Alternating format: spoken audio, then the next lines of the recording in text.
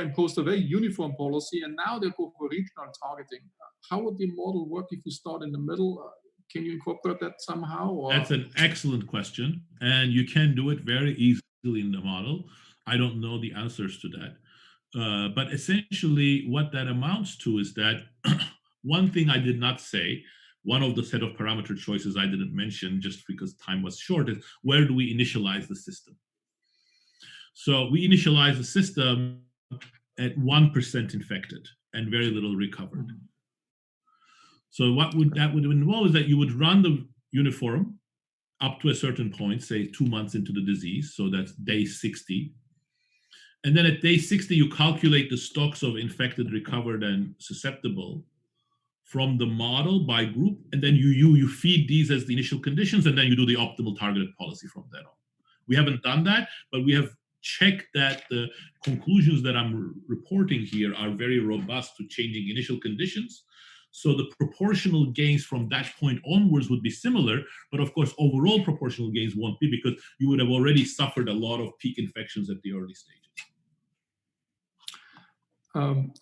Some other questions concerning, there just was understanding the figure that the optimal lockdown goes down to 0. That's because of herd immunity or not? Yes. So that's a great question also. Let me sort of show again this picture.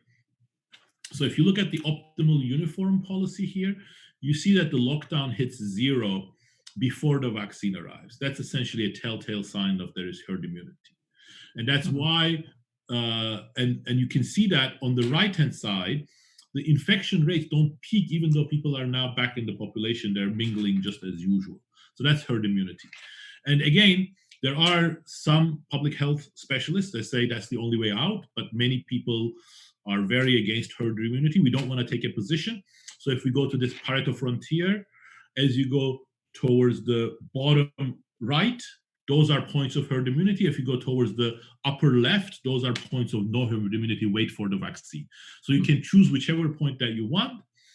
And you can see that the gains are going to be substantial, both in terms of economic and public health consequences in both cases. So this is one where you don't go for herd immunity. Why? How do you see that? You see that essentially the lockdown is kept until the vaccine comes.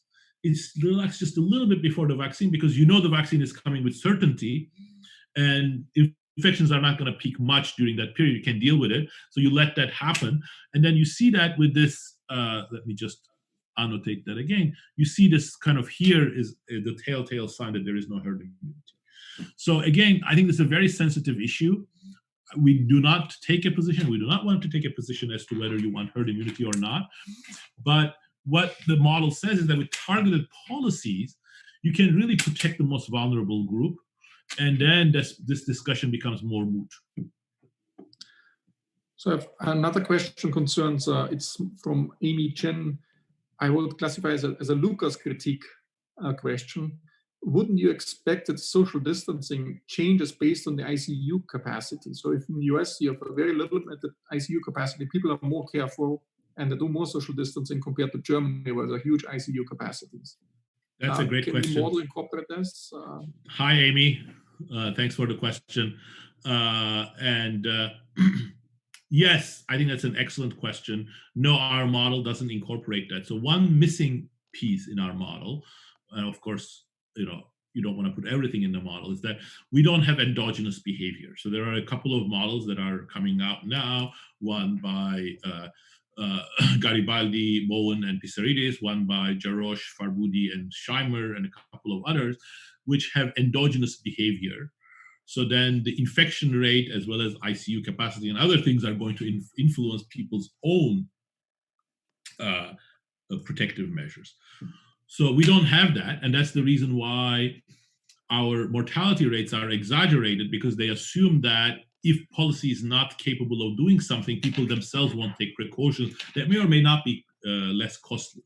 The reason why we start with this benchmark is because we know from economic analysis, and there are several papers pre-COVID on this, including some that I did, where because of the externality in this sort of network settings, you're never going to do the right type of precautions.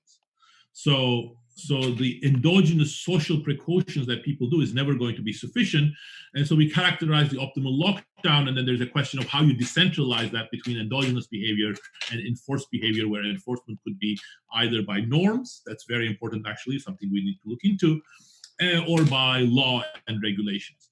So I think those are really super interesting questions, but that's not where we wanted to go in this first paper, but excellent question. So another question I have is, you said this is a model of certainty and everything is, all the parameters are uncertain. How should I can play with different parameters I should do some advertising for your online unit where you can play with various parameters.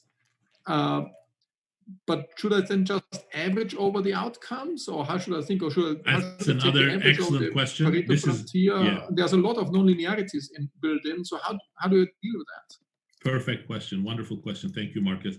I've said this to several people. This is a perfect setting for robust control. So you want to take some reasonable worst case scenarios, taking that uncertainty into account. Now, unfortunately, we don't even know enough parameterization of the uncertainty to be able to do that yet. We're sort of, enough data is coming from different countries that might enable us. And second, Hansen and Sargent, for example, have made enormous progress in bringing robust control into economics, but I think there's a lot of disagreement about what's the right type of robust control, what are the right penalties, or do you want to do min-max, etc. So I think that's going to be a big boost to that literature that will have really insightful advice for policy. And you would prefer the robust control rather than a Bayesian approach that I have of each parameter distribution? And I think both. I think that would be an excellent idea too. Okay. But your simulations could allow for that. Yes. So the GUI that's online you can already just slide things around and see how the policies change, how the numbers change. Okay. So there's a number of other questions which would like to get some insights what your model can deliver across the United States, across various states, because there's some heterogeneity in preferences, which I think your Pareto frontier can take into account. But there's also some learning if some states open up earlier and then subsequent states can learn from that. Yeah. I don't know whether your model is. I think that's another excellent point. I mean, once you allow for uncertainty, there's a huge demand for experimentation. Experimentation, of course, is a very ethically charged issue. People don't want to be guinea pigs, so you have to handle that very carefully. You cannot say, Worcester should open up and then we should see whether that's good or bad, and then we apply that to Boston. But if it's bad, lots of people die in Worcester. Well, there are ways of doing experimentation that are less costly. For example, if you do experimentation in places where the population has low comorbidities and the ICU bed capacity is high, then you can get the benefits of information, sequential sampling, without the huge costs. But again, these are topics that require real good expertise on the side of the public health professionals, on the side of economists advising the administration, both state and local, and federal and state. And, I think the situation in Germany, I think there's been an utter failure. The Trump administration has been an utter failure. So I think, for them, for us to say to them, you should do experimentation, I don't know how real that is, but I think simple policies, I think, should be on the table when they are better than the ones that are being applied. So that's why I like the semi-split policies. They're simple to implement. These groups are already segregated. Their gains are big, but obviously I think there is much more to learn from the science of epidemiology and economics being combined here. I know you have a hard deadline and we hit 1:30. I want to thank you big time for giving this talk and for making this strong message that we should actually eat elderly people that are and also in the United States. Thanks again. And I want to thanks again on Monday, Treasury credit policy. And then next Friday is Paul Krugman talking about the optimal recovery or the exit and trade-offs in this space. Okay, thanks again, Daron. Thank you, Marcus. Thank you, everybody. Those were excellent questions, and thanks for listening. It's great to be sharing these ideas with you. And we welcome additional comments and suggestions. Thank you. Thanks.